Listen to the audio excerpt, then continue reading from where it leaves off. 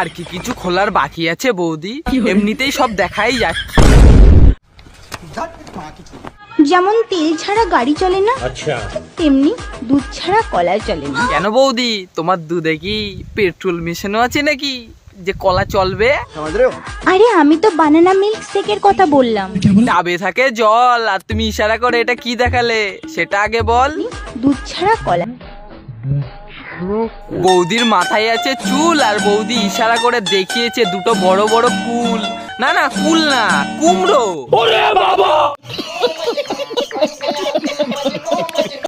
তো গাইস আজকের ভিডিও এইটুকুই ছিল, দেখা হবে নেক্সট ভিডিওতে। তোমরা কমেন্ট করে বলো যে কোন টপিকে তোমরা ভিডিও দেখতে চাও, লাইক দাও, ঠুকে সাবস্ক্রাইব করে চলে এসো আমার বুকে।